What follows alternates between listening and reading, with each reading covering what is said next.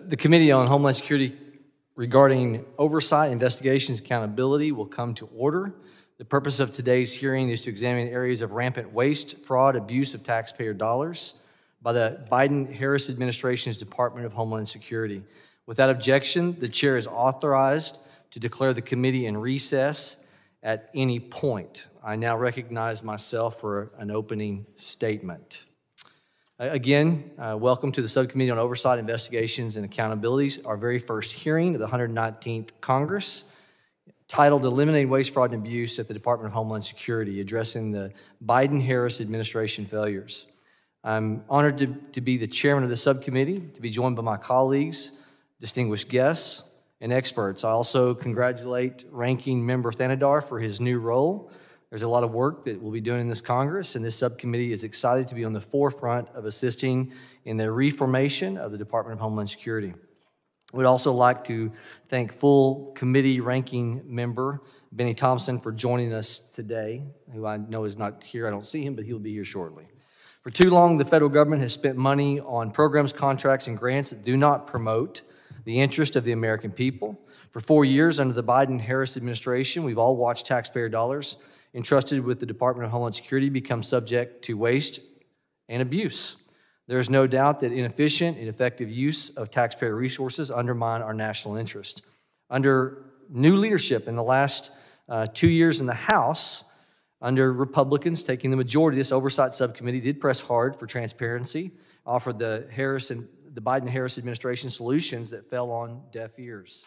The GAO, the Government Accountability Office, the Office of Inspector General, have also remained providing many recommendations that could have saved taxpayer money and assist the department in mission success. For the last several years, nonprofit organizations like the Heritage Foundation, America First Legal, the Council to Modernize Governance, who will join us today on the second panel of witnesses, have demanded transparency and accountability, but were consistently stonewalled by the government. Today, we will examine some of the rampant waste, fraud, and abuse at the Department of Homeland Security that occurred under the Biden-Harris administration and evaluate solutions. We must defend against such waste, hard-earned taxpayer resources. Failures of the Biden-Harris administration are staggering because the previous administration refused to enforce immigration law.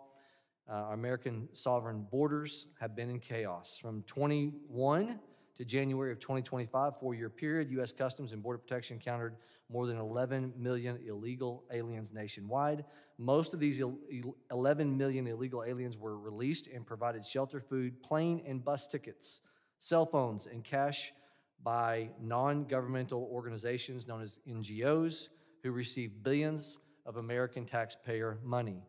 One office of the Inspector General report found that DHS, Department of Homeland Security, wasted under the Biden-Harris administration at least $17 million, paying one NGO for unused bed space for illegal aliens in a hotel. That $17 million could have been spent on agent salaries, better equipment for federal law enforcement, or improved training to help protect officers and keep communities safe. In an attempt to shield the immigration crisis from the public, the Biden-Harris administration created a mass parole scheme to fly illegal aliens into the interior of the United States.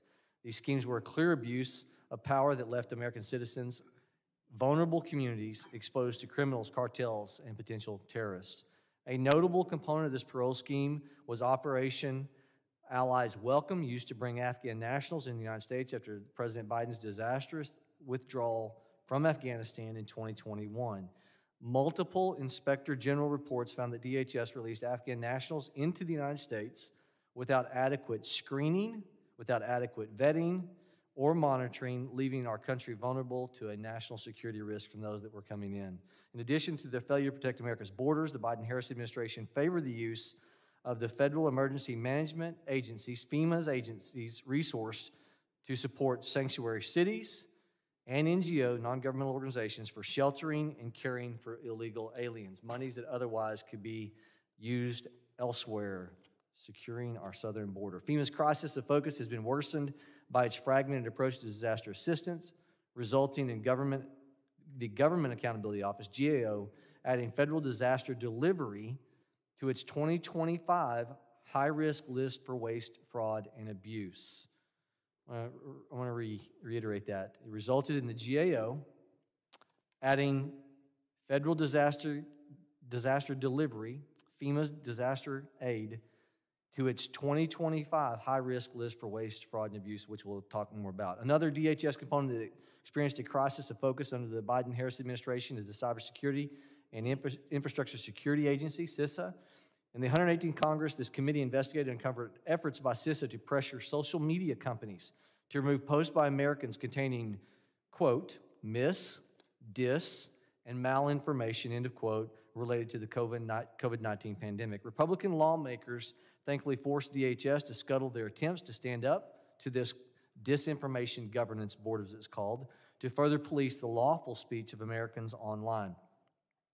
CISA's focus on censorship instead of its statutory mission to protect our critical infrastructure from cyber threats was misguided at best, nefarious at worst. Either way, the divergence from CISA's intended mission increased the risk to our cybersecurity. Over the last several years, the Office of Inspector General found severe cyber vulnerabilities in Homeland Security's networks, including TSA, ICE, and CBP. President Trump has now augmented our efforts to return Americans to common sense on these policies. He's introduced executive orders to secure our borders, uphold the rule of law, defend against the waste of hard-earned taxpayer resources, and create transparency through the executive branch. On his first day in office, President Trump stated that he would marshal all resources available to prevent unlawful entries across the borders of the United States, to pursue criminal charges against illegal alien criminals, and regain operational control of the border from cartels and smugglers. President Trump also organized the FEMA Review Council to advise and report on potential reorganization of FEMA, leading to potentially, as the President has discussed, more state authority. Refocusing the federal government's disaster response efforts on helping Americans, including by investing greater power in state governments to perform disaster response, is long overdue. Finally, we must recognize that the executive branch has acted swiftly in recent weeks to undo much of the Biden-Harris administration's waste of taxpayer dollars. The Department of Government Efficiency, or DOGE, has been instrumental in exposing and suspending, even within the Department of Homeland Security, outlays on DEI programs, duplicative awards, and services for illegal immigrants. Today, we'll examine how under the Biden-Harris administration, DHS failed in its basic mission. We'll also explore opportunities for greater efficiency and cost savings in the Department of Homeland Security all across the federal government. I welcome our members, appreciate the important work ahead of us, and welcome our guests today. Thank you for joining us. I now recognize the ranking member, the gentleman from Michigan, Mr. Thanedar, for his opening statement. Good afternoon, and I want to first of all congratulate Chairman Brecken for his new role, and I'm delighted to be on this committee and work with you throughout the year and this Congress. Also welcome full committee ranking member, Mr. Thompson, to our committee here. And good afternoon to all. Look, waste, fraud, and abuse are not new. That's why Congress established legitimate entities decades ago to help identify and root it out. Those experienced government watchdogs are now being viciously attacked by President Trump and co-President Musk. During his first week in office, Trump unlawfully fired 17 inspector generals who defend against corruption and mismanagement in government. Trump falsely claimed it is a very common thing to do and pretended not to know the IGs he purged despite appointing many of them himself. Those IGs saved taxpayers $93 billion in fiscal year 2023 alone. Now that is a $26 return on every dollar spent. Such savings are only possible when IGs are truly independent from the administration they investigate. Such independence is also crucial for the Office of Special Counsel, which provides a safe place for government employees to disclose wrongdoing. So it was no surprise when Trump unlawfully fired the head of OSC last month without cause. Trump is purposefully gutting the watchdogs who can help check presidential power and replacing them with a dangerous knockoff. Musk's so-called Department of Government Efficiency, DOGE, has taken a chainsaw to the federal government, creating chaos and wreaking havoc. DOGE has assessed highly sensitive systems and information in a manner that makes it easier for our adversaries, China and Russia, to exploit. DOGE has purged the government of dedicated civil servants, including thousands of national security employees who help collect intelligence and protect our country from terrorist attacks. DOGE has canceled contracts without regard to their purpose, including office leases that enable the Government Accounting Office, Congress's own watchdog, to conduct reviews of national security programs. Musk's DOGE is a national security nightmare that is eroding the federal government's ability to function effectively and efficiently while the price of eggs skyrocket. Let's not forget DOGE's disappearing receipts. Musk's financial savings claims are riddled with math errors, accidentally canceled contracts, and contracts canceled by the Biden administration. If this administration was serious about fighting waste, fraud, and abuse, it would be supporting the legitimate independent agencies that exist for that sole purpose. It's time to end the failed DOGE experiment and restore power to the entities Congress entrusted to root out waste, fraud, and abuse. With that, I yield back, Mr.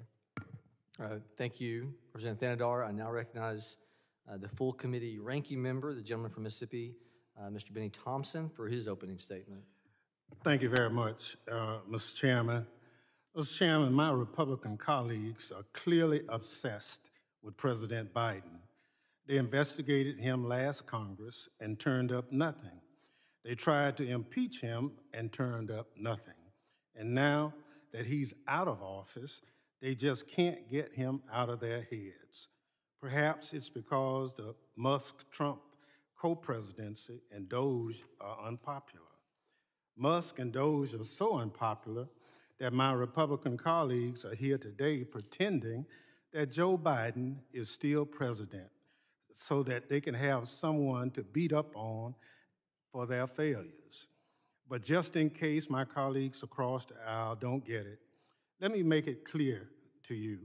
Republicans are in charge here in the House. Republicans are in charge over in the Senate. Republicans appointed justices who control the Supreme Court. And your orange Jesus is in charge of the White House. Republicans on this committee want to have a hearing to air their grievances about the Biden-Harris administration because under the Trump-Musk administration, planes have been crashing out of the sky, the price of eggs has skyrocketed, tens of thousands of Americans have lost their jobs, and Russia and China are celebrating. If Republicans really want to combat waste, fraud, and abuse, they should be laser focused on overseeing Elon Musk's Department of Government Efficiency, which is a cheap knockoff of congressionally mandated watchdogs. Elon Musk's DOGE not only is redundant, but also is a direct threat to the Homeland Security. It must be stopped. Because Elon Musk's DOGE illegally dismantled USAID, food is rotting in the warehouses instead of feeding starving children overseas. That is waste. It's also a national security risk. Why? Because hungry nations won't go hungry for long. Our global adversary, China, will be right there to feed them, and China won't be there out of the goodness of their heart.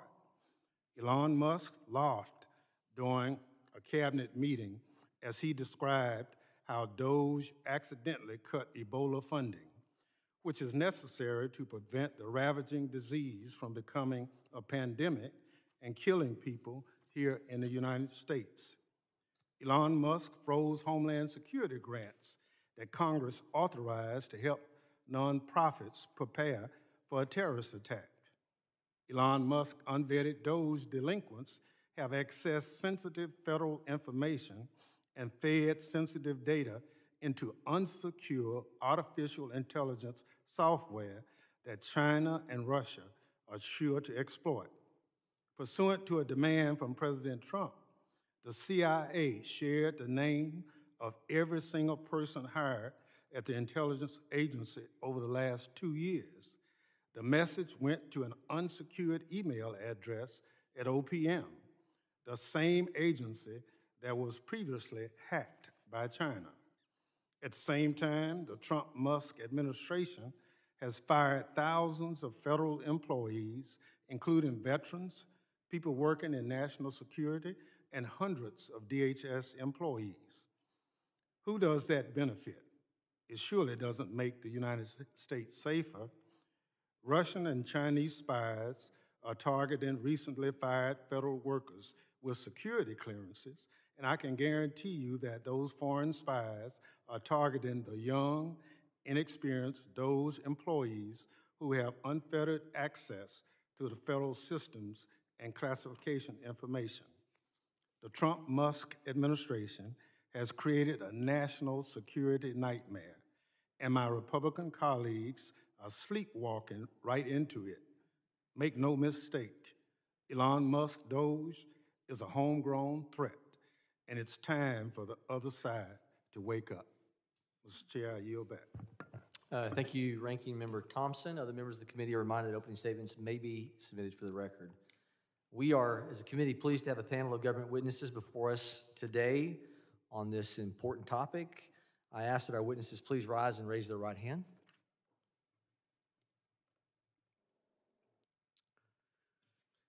Do you solemnly swear that the testimony you will give before the Committee on Homeland Security of the United States of the House of Representatives will be the truth, the whole truth, and nothing but the truth, so help you God? Let the record reflect the witness have answered in the affirmative. Thank you, and please be seated. I would now like to formally introduce our witnesses. Mr. Chris Curry is the Director of the Homeland Security and Justice at the U.S. Government Accountability Office, GAO. Ms. Kristen Bernard is Department of Homeland Security's Deputy Inspector for Audits. Ms. Erica Lang is the Department of Homeland Security's Assistant Inspector General for Inspections and Evaluations. Thank you all as witnesses for being here today. I want to now recognize Mr. Chris Curry for 5 minutes for his opening statement. Thank you very much, Mr. Chairman, Ranking Member Thanedar, Ranking Member Thompson. It's an honor to be here today to talk about GAO's work on the Department of Homeland Security. Since 2003, when DHS opened its doors, we've issued thousands of reports and just as many recommendations to improve the department. There's been a lot of progress made over that 20-some-odd years, but there's a huge number of challenges that still remain. I can't cover them all in 5 minutes, but I just want to give you a snapshot of what I see as the biggest priorities. Right now, there's 459 open recommendations that we have to the department, but each year we send a letter to each cabinet secretary outlining those that are the highest priority. Last year, we sent a letter outlining 37 open recommendations to the DHS secretary, and these run across the gamut of the mission of the department. For example, we've recommended they improve their IT procurement and acquisition processes, better training and hiring for Secret Service agents, simplifying disaster assistance, sharing cyber threat information across the department and across agencies, and collecting better data on ICE detainees, just to give an example, a few of them. Each year, we also identify areas of duplication, overlap, and fragmentation and cost savings across the entire federal government. And DHS has been a major part of that too. Since we've been doing that work, we've identified over $19 billion in financial savings that the department could save by making its programs more efficient. And currently, there are many other areas, over 30 of them, that have still not been fully addressed by DHS. Just to give a few examples of these, we have recommended that better procuring and streamlining its IT systems could save potentially hundreds of millions of dollars. Closing unnecessary Coast Guard boat stations that overlap with one another could save millions of dollars. And DHS and the FBI could work together to better streamline the sharing and collection of terrorism information, just to name a few. I also want to discuss the DHS high-risk areas that are currently on our list. Every 2 years at the new Congress, GAO issues a high-risk report to Congress. There are currently over 30 issues across the federal government on there, and many that affect DHS. But the two I want to highlight are, one, DHS management at large. This has been on our high-risk list since 2003. It has been narrowed over the years as the department has worked to create itself into one functioning department, but we still face a number of very difficult financial management and IT security issues.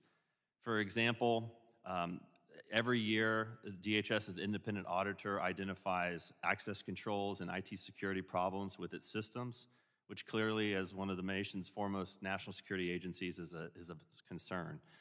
In financial management, DHS has a number of systems, including FEMA and ICE, which manage most of the department's billions of dollars in resources. Some of these are over 25 years old. FEMA itself has 6 different procurement systems that can't talk to one another. And so there are still some legacy challenges that have not been addressed in over 30 years since FEMA was first created. Lastly, and you mentioned, Mr. Chairman, we just added a new area to the high-risk list this year, strengthening the delivery of federal disaster assistance. There are over 30 different federal agencies that are involved in disaster assistance of some kind. And since 2015, we as a federal government have spent close to $500 billion on disaster assistance. There are a number of ways this program and these programs need to be streamlined. They are too complicated. We hear over and over again from survivors and state and local governments that they are too difficult, and oftentimes the assistance they get does not meet the expectation of what they think they're going to get. And then lastly, you mentioned some of the issues about FEMA's the mission workload. FEMA is stretched too thin. They are managing over 600 major disaster declarations, some going back 20 years. They have too much of a workload, and they can't keep up with it. They have challenges retaining and hiring the right number of workers with the right skills. And as more and more is being added to their workload, they just get further and further behind. This completes my prepared remarks, and I look forward to the discussion. Thank you very much, Mr. Curry. I now recognize Ms. Kristen Bernard for 5 minutes for opening statement. Thank you so much. Chairman Brackeen, Ranking Member Tanadar, and members of the subcommittee, thank you for inviting me here today to discuss our oversight work that improves DHS's execution of its mission operations while preventing fraud and abuse in its programs. My testimony today will highlight long-standing and systemic weaknesses that pertain to border security and immigration enforcement, cybersecurity, and emergency management. First, DHS faces challenges executing its day-to-day border security and immigration operations. We've issued numerous reports highlighting recurring problems in tracking and accounting for migrants entering and being released into the country. For example, we recently reported ICE was unable to monitor the location and status of all unaccompanied children once released or transferred from DHS custody. We also reported DHS could not locate migrants once released due to missing or invalid addresses, as well as the reliance on manual ad hoc methods for border apprehension and detention processing. Each of these deficiencies point to the absence of fundamental practices necessary for maintaining operational control of the border. The root cause of these issues stem from DHS's lack of strategic focus for cross-component collaboration. Automation and consistency would better enable CBP and ICE to keep pace with the fluctuating volume of migrants apprehended. Until these issues are addressed, DHS will be unable to maintain awareness of all migrants' locations once released from DHS custody, which may hinder immigration enforcement operations. Second, DHS's inability to consistently secure systems, networks, and data across its 22 components may weaken its overall defense against potential cyber attacks. Our recent audits of access controls, which is an essential cybersecurity practice, revealed hundreds of personnel who had either left DHS or transferred to a new position, but they continued to have access. We also identified hundreds of users with elevated privileges and access. And similarly, our audits of mobile devices identified thousands of prohibited and high-risk applications and thousands of devices that were not adequately secured. And lastly, our recurring testing of critical systems across DHS has revealed hundreds of workstations that were not receiving security patches or operating with the right settings. Collectively, our oversight has identified more than 4,000 security vulnerabilities over the past 3 years. But I will note, our recommendations have prompted swift action by DHS in the area of their cybersecurity posture. They've made continuous improvements and quickly remediated vulnerabilities. And I credit this to our in-house automated testing capabilities and methodologies that enable us to provide results before the audit concludes, as well as to our strong partnership with DHS officials who are responsible for implementing and overseeing cybersecurity practices. Third and finally, I will highlight our continued work to help improve FEMA's administration of disaster programs. While FEMA has certainly faced an unprecedented number of natural disasters and a global pandemic, it continues to operate in a manner that is not conducive to the scale or complexity of its current environment. We continue to identify astronomical amounts of questioned costs, totaling $12 billion in the last 3 years. And earlier this year, in fact, we notified FEMA and Congress of our findings, totaling $7 billion in funds that could have been put to better use due to the delays in closing out disaster programs. The results of our work demonstrate our dedication to promoting the integrity, efficiency, and effectiveness of DHS programs and operations. But we do remain concerned that until the department fully addresses recommendations for improvement, its components may be hindered to achieve these essential mission functions that our national security and prosperity rely upon. DHS OIG remains committed to working with this subcommittee and DHS leadership and other stakeholders to promote transparency, efficiency, and accountability. And thank you for the opportunity to discuss our critical work, and thank you for Congress's support in enhancing our ability to promote accountability and deter fraud against DHS programs and operations. And this concludes my testimony. I'm happy to answer any questions you have. Thank you, Ms. Bernard. I now recognize Ms. Erica Lang for her 5 minutes of opening statement. Good afternoon, Chairman Burkeen, Ranking Member Tanadar, and esteemed members of the subcommittee. Thank you for the opportunity to discuss the Office of Inspector General's independent oversight of Homeland Security programs and operations. As you've heard from my colleague, our vital work ensures DHS is effective and efficient while safeguarding American security and taxpayer dollars. My testimony today will focus on my office's oversight of DHS's efforts regarding border security and immigration enforcement. First, I want to highlight OIG's body of work related to the resettlement of approximately 97,000 Afghan evacuees into American communities in 2021. We determined that approximately 11,700 Afghan evacuees independently departed U.S. military bases without assistance from resettlement agencies. Our review found DHS struggled to track who independently departed, and when these independent departures occurred. DHS also did not attempt to locate all evacuees who independently departed the bases to verify their compliance with parole conditions. We also examined DHS's processes for identifying and resolving potentially derogatory records of Afghan parolees and found this process was fragmented. Ultimately, the department did not have a process for monitoring parole expiration for individual Afghan parolees and had not designated a single component to monitor this parole expiration. Finally, we reviewed DHS's overall management of the evacuation efforts. We found the department met processing timelines for the limited number of asylum applicants from the Afghan population. However, it did not have a structure to support DHS volunteers for the effort, and the lack of direct funding and absence of clear authority affected the coordination of the resettlement process. I also want to discuss two key reports that point to specific weaknesses in the department's ability to maintain effective border security. First, in 2022, CBP apprehended and released an alien without providing information requested by the FBI's Terrorist Screening Center that would have confirmed the individual was a positive match for the terrorist watch list.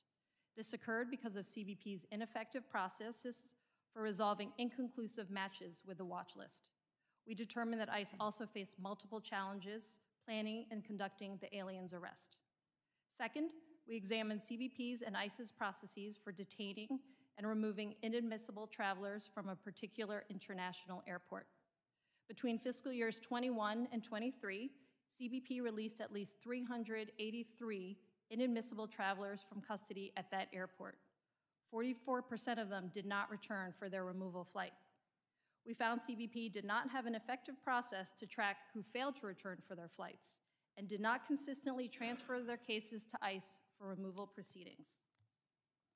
Our findings that I've just shared point to weaknesses in processes, information sharing, resources, and technologies that affect the department's ability to effectively secure its borders and enforce immigration laws. Lastly, we continue to conduct congressionally mandated unannounced inspections of both CBP holding facilities and ICE detention facilities to ensure the facilities comply with federal detention standards.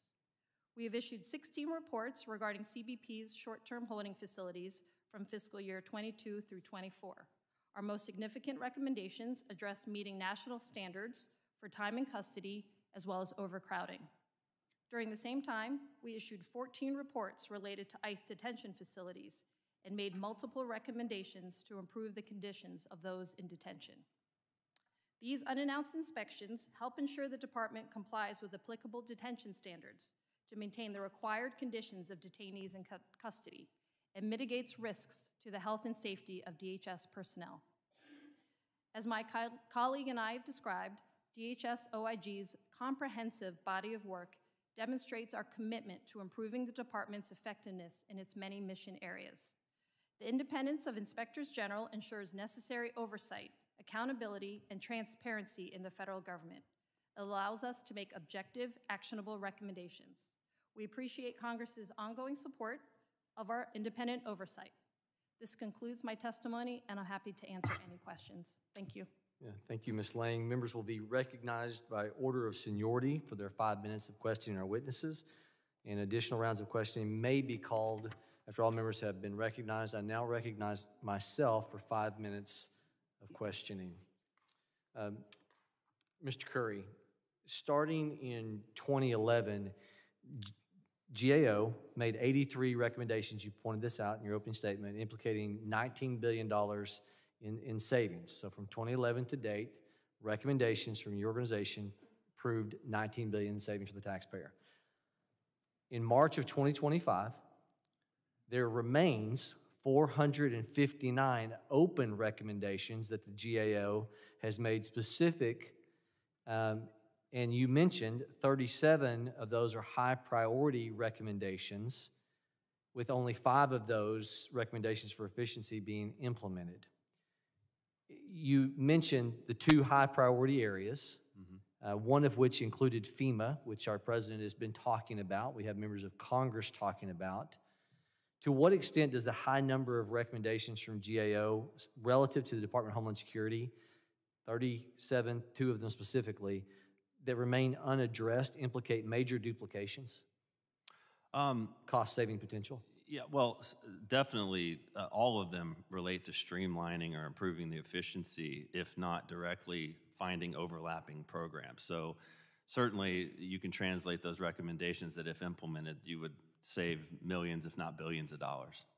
And so I want you to, again, please highlight the two areas specific to this high-risk category, federal government-wide, correct? The two areas specific to this committee's jurisdiction. What are those two areas, again, just in simplicity? Sure. One is DHS IT security and financial management, also improving the delivery of federal disaster assistance. And actually, there's one more I didn't mention today, which is the cybersecurity of the nation is a high-risk area as well, and DHS. Which OIG is also indicated. So one area that showcases the significant growth, waste, as you just said, is the FEMA's disaster recovery efforts. It is more than justified what our president has been discussing when he's talking about what we can do to change the status quo. So I've asked staff to provide this chart. Visuals are always good. I don't know, we may have to raise that up. Can you all see the red lines from your seated position, the red lines at the bottom? You able to see that? That's the rate of inflation. That is the rate of inflation starting in 2000 at the sidebar here, very, very far left. The dark blue at the bottom is the base for disaster recovery. Then the light blue is the supplementals that Congress comes in and brings about. So the bottom red line represents just the base growth every year appropriated by Congress. The upper red line represents what would be, if we had grown at the rate of inflation, supplementals added. So go back to 2000.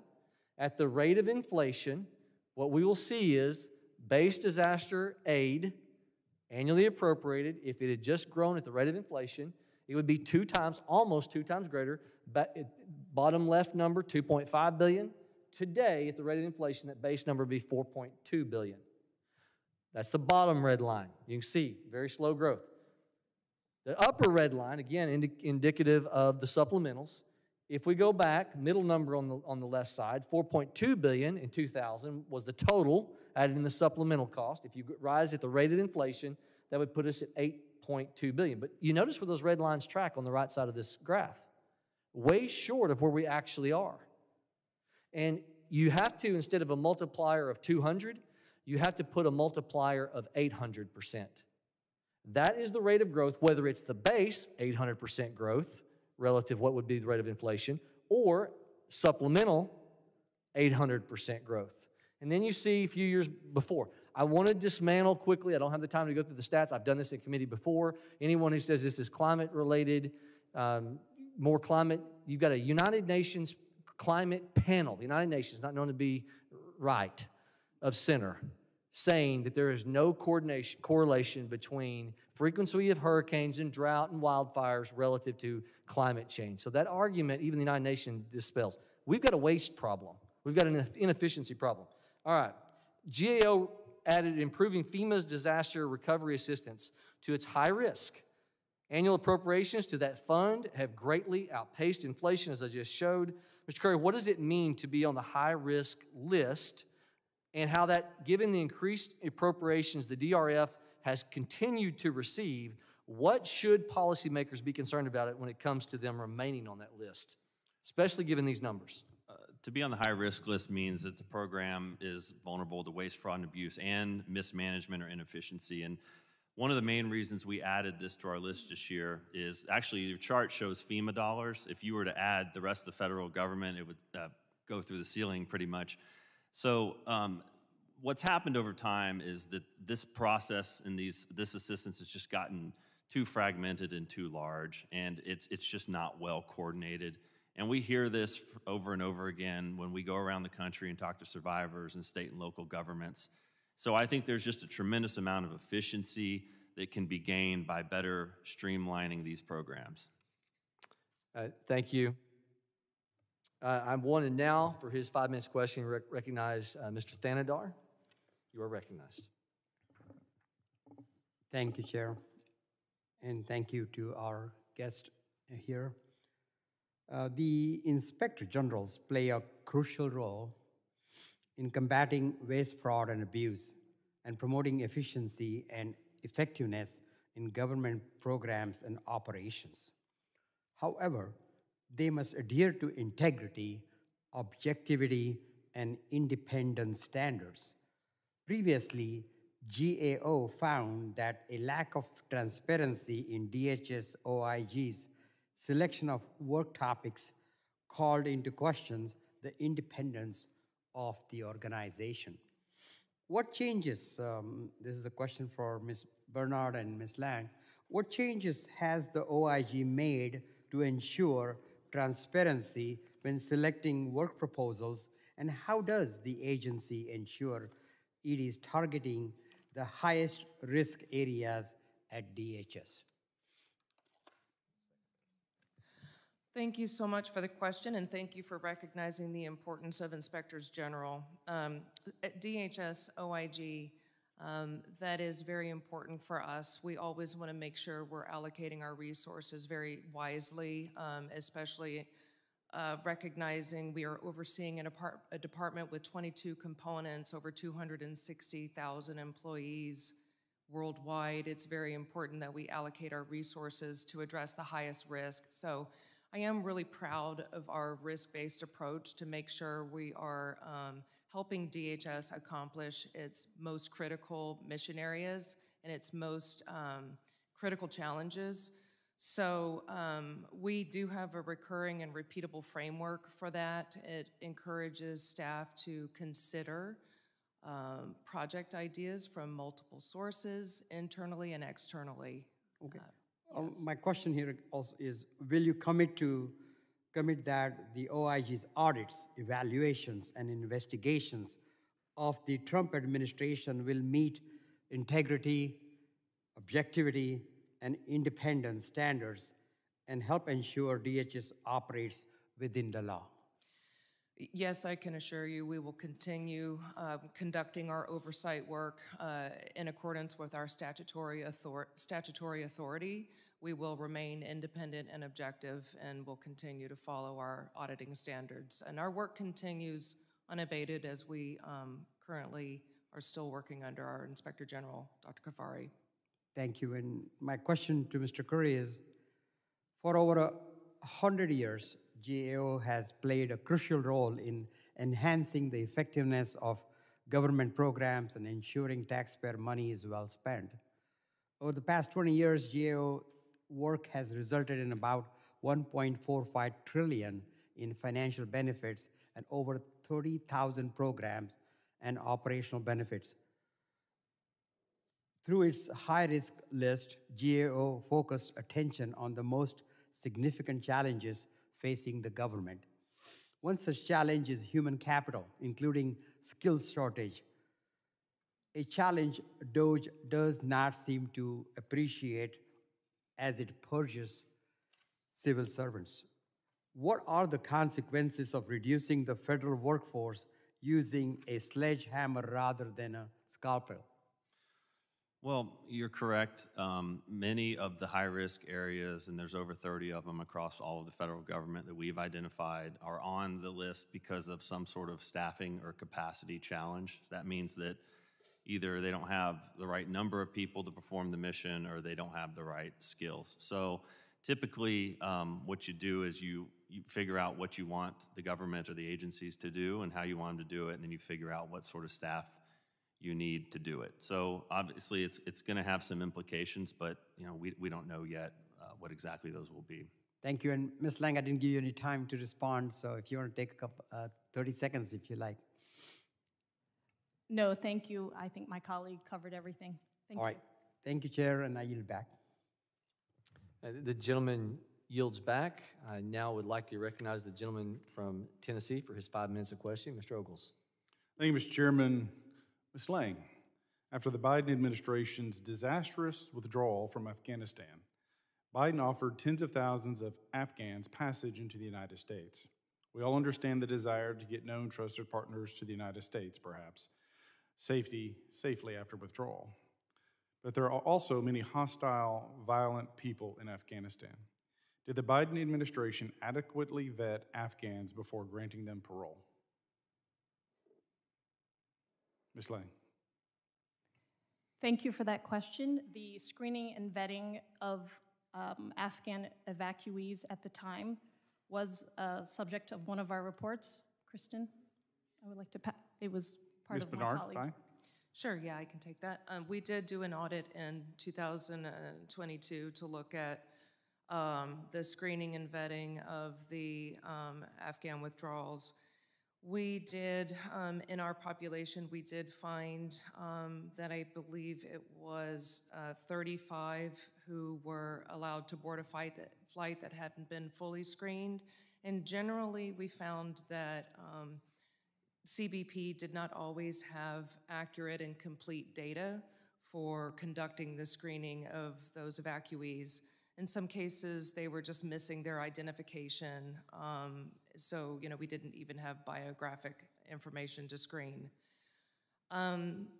Since that time, the department has provided documentation that all of the evacuees have been screened, and that's something that we're still looking at now to validate. So to be clear, at the time that they were granted parole, we did not have the entire picture of who these individuals were. In some cases, we did not have their identifications.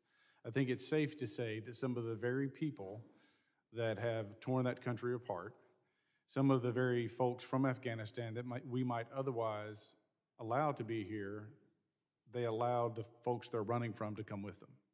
This is a disaster.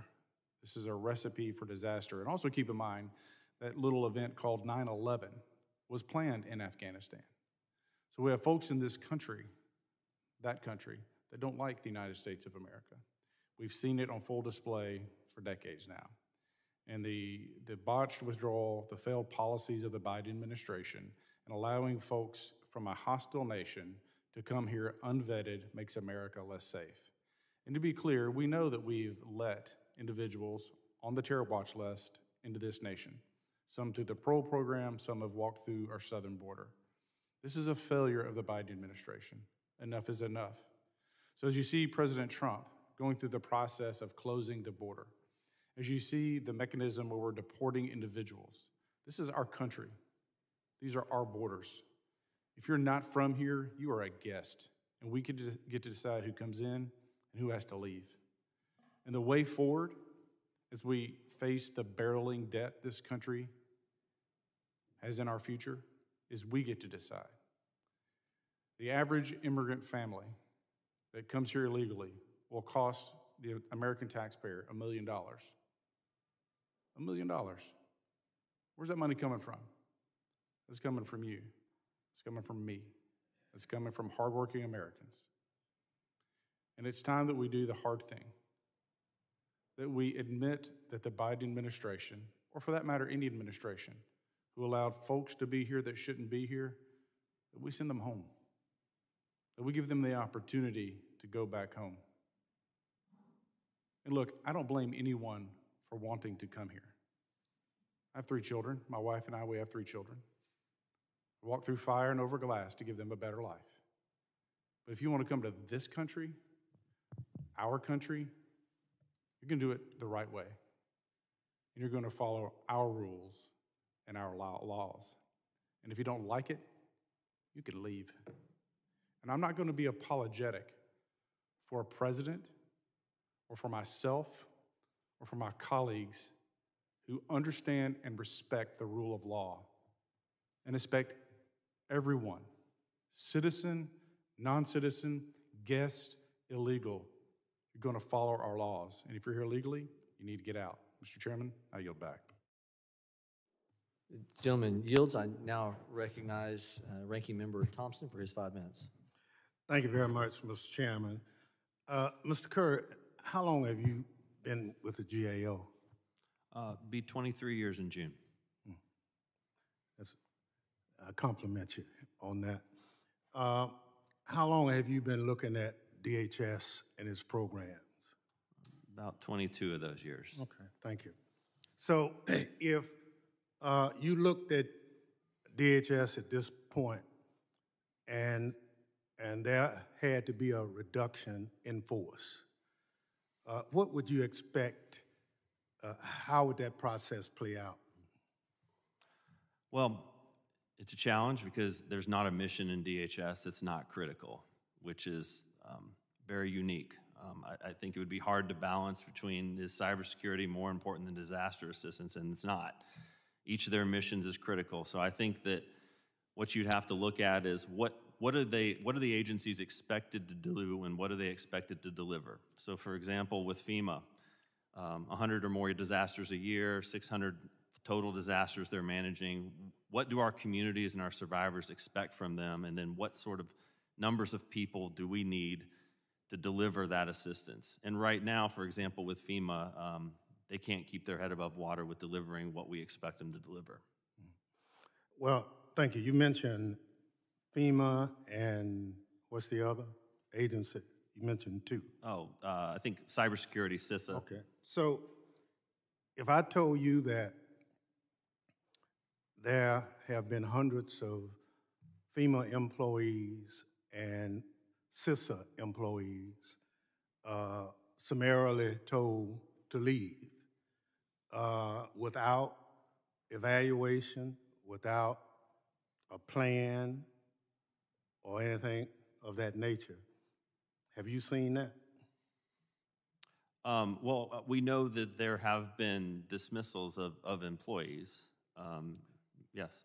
So are you aware of any kind of a reduction in force plan or dismissal plan for the employees that are currently being discharged at FEMA or CISA?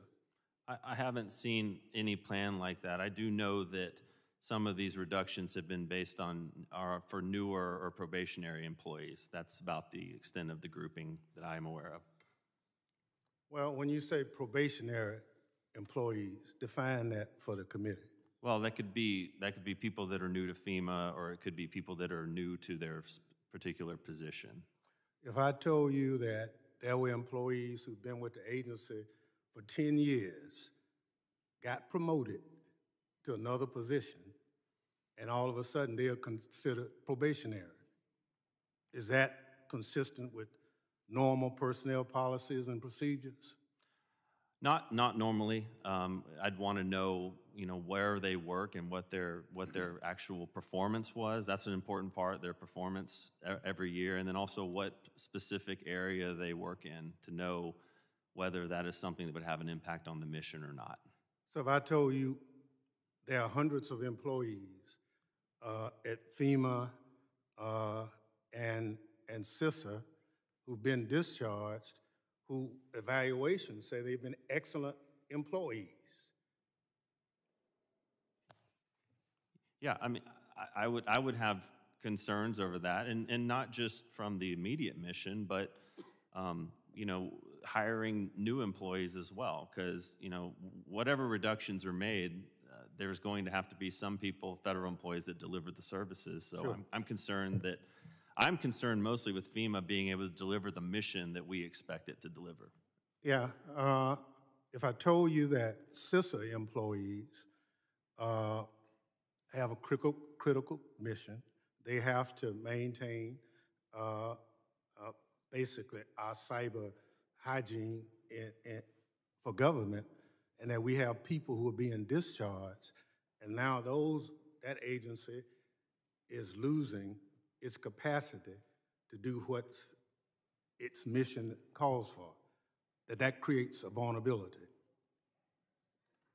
by letting those people go. I mean, yeah, in the area of cybersecurity, particularly in CISA, we've spent the last 10 years trying to get DHS the authorities it needs to bring on board people with those skill sets, because they don't always want to work for government. They can make a lot more money outside. So with regard to cybersecurity specialists, yes, I'm concerned about losing that talent and then being able to recruit the talent we need to address the threat we face. I yield back, Mr. Chairman. The gentleman yields. I now recognize the representative from Georgia, Ms. Green. Thank you, Mr. Chairman. I can assure everyone the threat we face is millions of people that came into our country under the Biden administration and full Democrat control under the past 4 years. In Joe Biden's first few days and months as president and full Democrat control of this country, The Biden administration stopped construction of the border wall, unlawfully granted mass parole. That means he let thousands and thousands of people in this country every single day, expanded the grounds for claiming asylum to pretty much anybody and everyone, implemented catch and release. Oh, if they caught them, they just released them in with here's some paperwork, here's a free flight, here's a bus ticket, and if you make it to New York City, taxpayers in New York and other sanctuary cities will pay for you to stay. He terminated cooperative agreements and took just about every action possible to facilitate the largest invasion of our country and create the highest national security threat in our homeland that our country has ever faced. Ask any angel parent how they feel today about federal workers losing their jobs. You know what they're going to say? They're going to say the United States government failed our family because our child or family member were murdered by an illegal alien that shouldn't have been in this country. Ask Laken Riley's mother how she feels about that. Ms. Bernard and Ms. Lang, in your testimony, you stated that in a 2024 OIG report, CBP could not biometrically confirm the identity of all persons seeking entry in vehicles at land ports of entry, nor did CBP maintain consistency in operational procedures to screen all vehicle passengers prior to allowing these non-citizens into the country. We knew that CBP wasn't verifying the identities of people crossing the border in between ports of entry, but they weren't even able to fully identify people at ports of entry in cars. That would be like us opening up our doors to our house, opening up our windows, and not checking to see who's coming in with our children in our house. You also testified that OIG assessed DHS's actions related to the screening process of suspected terrorists, and in 2022, CBP missed multiple opportunities to verify that an apprehended alien was a positive match for the terrorist watch list before releasing the migrants into the community. Terrorist watch list, ladies and gentlemen. This included not providing information requested by the FBI's Terrorist Screening Center, which would have confirmed a positive match. Ms. Bernard and Ms. Lang, why did these failures occur under the Biden administration? Ms. Bernard. Yeah, thank you.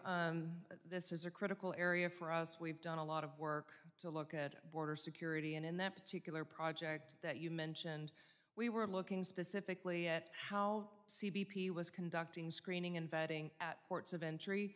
Our focus was on the technological capabilities, resources, and processes that they were using. And yes, we did find challenges in biometric screening capabilities. One was that biometric capabilities are not available at all land border crossing lanes. And the second was that on occasion, they would forego screening passengers.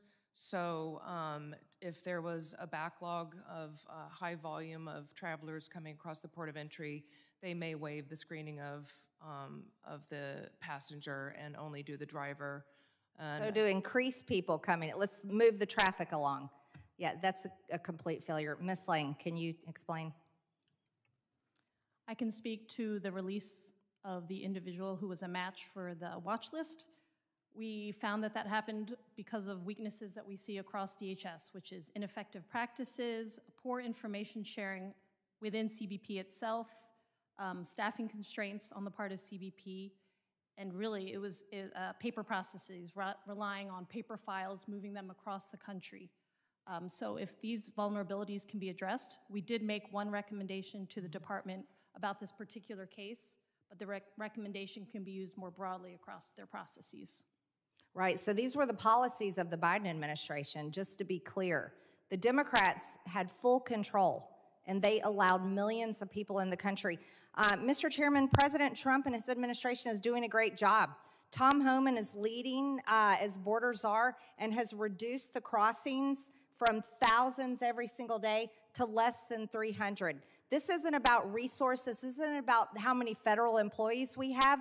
This is a difference in an election, and this is what the American people voted for: border security and the promises that President Trump made. Thank you, Mr. Chairman. I yield back. The gentlelady yields. The chair now recognizes the representative from Illinois, Ms. Ramirez, for her 5 minutes. Thank you, Chairman, and thank you, Ranking Member.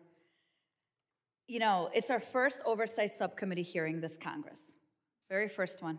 And I find it really ironic that we're discussing waste, fraud, and abuse when you have an unelected civilian like Musk and Trump who are actually gutting every single tool that DHS has to actually address waste, fraud, and abuse. I mean, just think about it.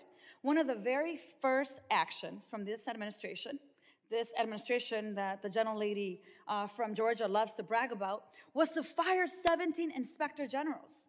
And since many of my colleagues seem to be confused about the role of an inspector general, well, let me go ahead and remind them. Their mission is to provide objective oversight to promote the economy, efficiency, and effectiveness and integrity of our agencies. Since those firings, the administration has been on a rampage of terminations and fork-in-the-road emails to gut the federal workforce. Their objective, let me be clear, replace impartial, independent federal employees with Musk, it has to be Musk first, Trump loyalists. On top of all that, Trump puts a billionaire who, by the way, gets $8 million a day in government contracts, significant conflict of interest, I'd say, and numerous complaints and open investigations in charge of waste, fraud, and abuse. Come on, y'all. It's the fox guarding the henhouse. And then you add illegal impoundment, funding freezes, extreme budget cuts, and you have a recipe for more abuse. Trump's billionaire friends getting contracts and payouts on the back of working families and veterans that we all represent. So you see how it's hard for me to reconcile that the chaos of illegal firings, the irresponsible handling of conflicts, the defunding of congressionally authorized services is a credible way to approach handling waste, fraud, and abuse. You see, I too want to see an end to the misuse of funding and abuse of our agencies, and especially within Homeland under this secretary. But from where I'm sitting, the biggest culprits of waste, fraud, and abuse are sitting at DOJ and in the White House. So Ms. Bernard and Ms. Ling, do you believe that the Office of Inspector General plays a critical role in safeguarding the agency from waste, from fraud, and abuse? Yes or no? Ms. Bernard? Yes. Thank you, Ms. Ling. Yes, thank you. And my follow-up question, Ms. Bernard and Ms. Ling, I want to ask you, in your opinion, is maintaining a sufficient federal workforce imperative to the success of the agency? Yes or no? Ms. Ling? Yes. Ms. Bernard? Yes. Ms. Bernard and Ms. Ling, I have another question. Is there a replacement for the Office of Inspector General or an office or department that can do the same work? Yes or no? No. Ms. Bernard? Not that I'm aware of that has the same statutory function, no. Yeah, I figured you'd say that. The reality is that we need our inspector generals, but this administration overnight sends them an email at 7 p.m. and tells them, you are fired, thank you for your service. This is the same administration that wants to talk about accountability. So I want to pivot quickly to the importance of maintaining a sufficient federal workforce. Mr. Curry, the GAO's testimony states that you found that FEMA had an overall staffing gap of about 35% across different positions at the fiscal year of 2022. What are the possible consequences if DHS does not properly staff up instances like disaster recovery and resilience? Well, quite simply, if the workload remains the same, which I think it will, or increase moving forward, they're not going to have enough people to do the job that they're asked to do right now, unless they are, their mission or their authorities are reduced in some way. So, Mr. Curry, we here say that we care deeply about the American people, our constituents. I have colleagues here that do everything they can to go after immigrants. But the reality is that this administration here is talking about cuts when we know that we need these funds for disaster recovery and resilience, and not having the workforce actually makes it impossible for us to be able to deliver those services. Let me close by saying this. As a member of this committee, especially this subcommittee, my responsibility is to ensure that we are in fact conducting oversight. And the reality that is that Trump is the president right now, that The Republicans have the House and the Senate, and so therefore we're going to have to do some internal assessment of how you are functioning, and especially today, given the unethical and illegal actions coming from billionaire bosses. Because I'm clear that maintaining independent oversight and accountability tools are critical for the health and success of our agencies and for the American people. And I want that to be on the record. With that, Mr. Chairman, I yield back. Representative Yields, I would now like to recognize for 5 minutes of questioning the gentleman from North Carolina, Mr. Knott. Thank you, Chairman. Witnesses, thank you all for being here. Rather than take up most of the time with speaking, I would love to go in and ask some questions about the previous 4 years and the border disaster that I saw firsthand. I want to start with Ms. Lang. One of the OIG reports under the Biden administration described the screening and the vetting implementation as soiled. Are you familiar with that report or the vetting procedures that seem to have been, I would say, deficient during the previous administration?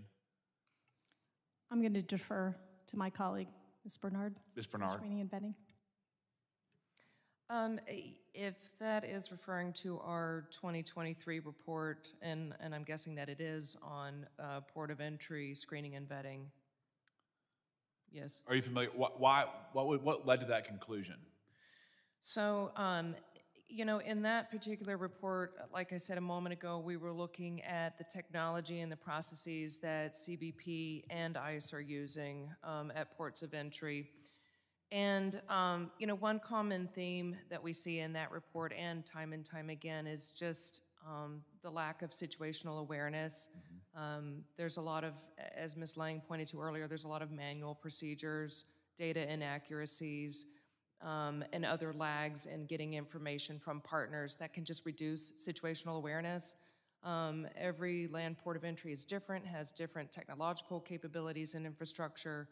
So, is there a system that could have facilitated appropriate screening of 11 million encounters at the border? I think there's a lot of nuances to that question, but it all goes back to volume, right? And DHS has certainly struggled to keep pace with the volume. Do you know where the decisions were made to allow or to facilitate the number of illegal immigrants at the border or to admit them? Was that in the White House? Was it the DHS boss? Who made those decisions? I think that would be a combination of DHS guidance and federal regulations at the time. Okay. Was there ever any discussion about limiting the number of inflows so that we could vet them more thoroughly? We wouldn't get involved in those policy decisions at the Inspector General's office. That would be for DHS. Okay. Ms. Wang, were you familiar with any discussions that went on about limiting the number of people who were coming into the country?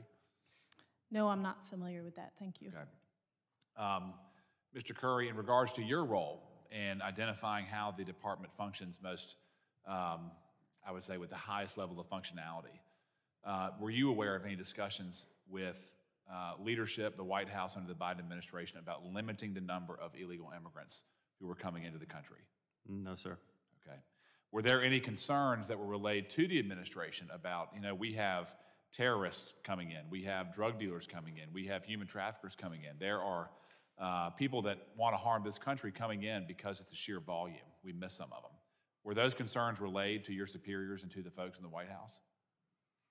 Well, in our work, I mean, we've certainly done a lot of work over the last 4 to 5 years on CBP's role at the border and the processing, and certainly the influx has had an impact on CBP's mission and the number, for example, the number of staff they need to process all those people. So from that standpoint, we've assessed those aspects of Can it. CBP process 11 million people, known encounters? I mean, I submit there's more than 11 million people that crossed over, but is that a feasible ask to say, CBP, you need to process 11 million people in 4 years? Well, traditionally, they've been very short-staffed and struggled with hiring, for example. It's been a big problem to meet the numbers they need in general. So it's been a huge challenge. So is the agency able to facilitate 11 million people coming into the country? Can you facilitate vetting? Can you know with confidence these people are not a threat to the country? Well, honestly, I'm not sure about the exact number of 11 million and what they could do. I can just tell you that based on our work, that we know that they've struggled to meet their mission for a long time and hire the number of people they need in regular times, let alone when there's a surge. In regards to the number of employees that you think CBP needs to secure the border and to effectively protect the homeland, how many more people do you think you need? I don't have the exact hiring targets at the tip of my tongue right now. CBP does set a target of what they need, and I know that they've had challenges meeting that and hiring enough agents. We've done a lot of work on that. Part of the problem is the process. Yep. It's like a multi-year process. To hire somebody? Yeah, at CBP, it's particularly challenging, and that's been something DHS has been trying to address for quite some time. Okay. Mr. Chairman, I yield back.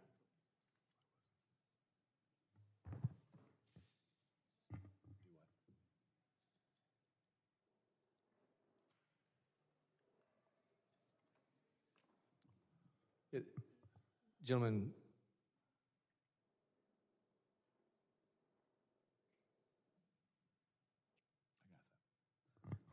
if it's okay with the committee, can he ask a follow-up? Yes. A few extra questions? Yes. In regards to the going to the portion of disaster relief to the states, Mr. Curry, is there anything that GAO can do to assist the President's Council in terms of research on returning power to the states and disaster recovery?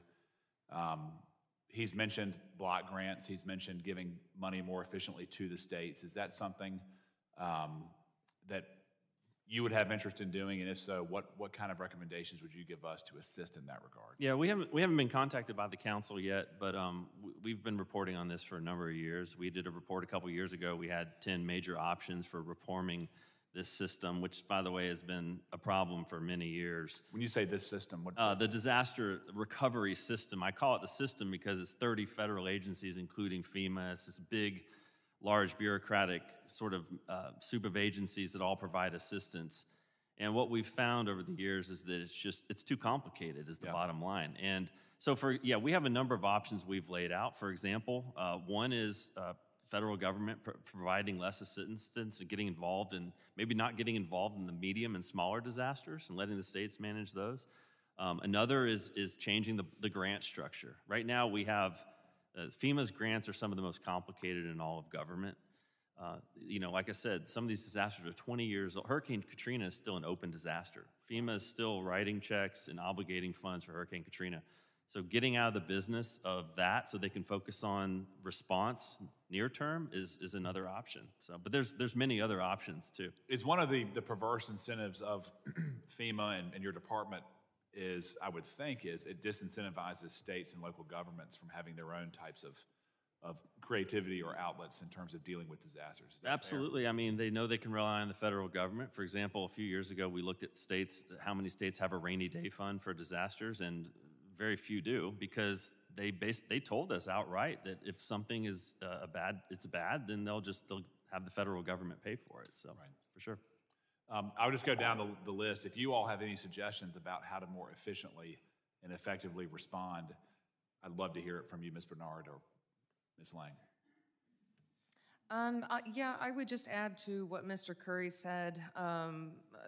There is a lot of bureaucracy in FEMA, and something that we've seen over not just the last 4 years, but certainly in the 20 years I've been here, is FEMA really struggles with operational efficiency. There are a lot of partners involved, and they also struggle with just making sure that they're collecting sufficient documentation. It's a heroic effort to review just the sheer volume of transactions that they're dealing with, and so they have a lot of different options for reviewing payments as they go along or reviewing a sample of payments, and that's just something we see time and again. It's the more transactions they're dealing with, the more opportunities there are for potential fraud or just misspent funds. And what's the source of the inefficiency? Is it the workload? Is it the workforce? Is it the process? I think it's definitely all three. Yes, all three. Mr. Chairman, I think my time's up. I yield back. I think the gentleman, go ahead. I would like to ask for unanimous consent to enter a statement for the record from the Council of Inspector General on integrity and efficiency that speaks to the value of the IG community. Without objection, so ordered. I thank the witnesses for their valuable testimony, members for your questions. The members of the subcommittee may have some additional questions for the witnesses. We ask the witnesses to respond in writing. Pursuant to Committee Rule 7E, the hearing record will be open for 10 days. The witnesses are dismissed, and the committee will be in recess for 5 minutes.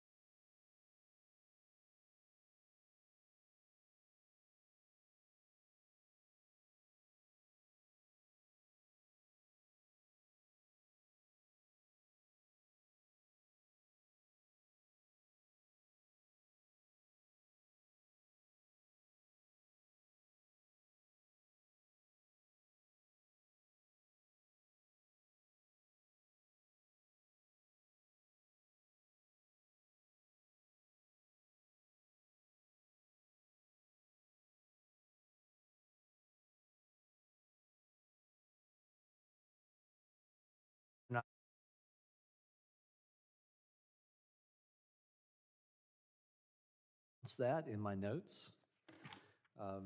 You and I share a commonality there, right? Tough last names.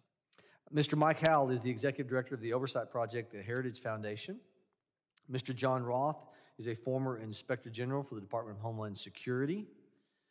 Mr. Andrew Block is a Senior Counsel at the America First Legal Foundation. I thank all of you as witnesses for being here today, and I value your time. I now recognize Mr. Curtis Shuby for 5 minutes for his opening statement.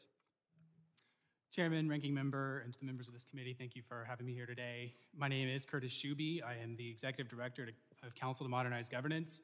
We are a nonprofit, and our overall mission is to reduce the power of the administrative state and ultimately return that power back to both the Congress and the people. I'm here today to talk about internet censorship and Homeland Security's involvement in it. Now, the overarching principle that I'd like this committee to keep in mind today as I speak is this: the answer to wrong speech is more speech, not less. Giving government the power to determine what is true and what is not, and the power to determine what narratives can be spoken and what cannot, and giving the power to silence the dissenting voice is opening the door to tyranny.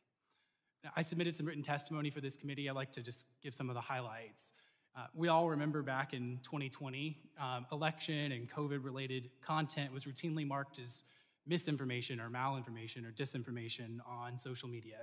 Sometimes it was given that little moniker saying that this is disinformation. Sometimes it was deleted, and sometimes the person who spoke even was removed from social media. Now, in a time when 54% of Americans say at least sometimes they get their news from social media, this is a very significant development. It means that some messages are able to get to a significant portion of the American populace, and some messages are not. Now, we've come to find out that there were specific NGOs who were driving this effort.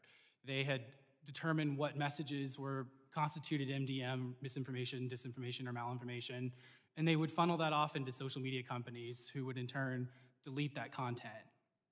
We've also come to find out that some government employees were involved in that during 2020, but as far as we can tell, leadership was not until President Biden took over. So I want to talk about CISA, which we think was one of the more abusive sub-agencies within this effort. So what CISA did, it was created in 2018. It was created to oversee American infrastructure with regard to cybersecurity.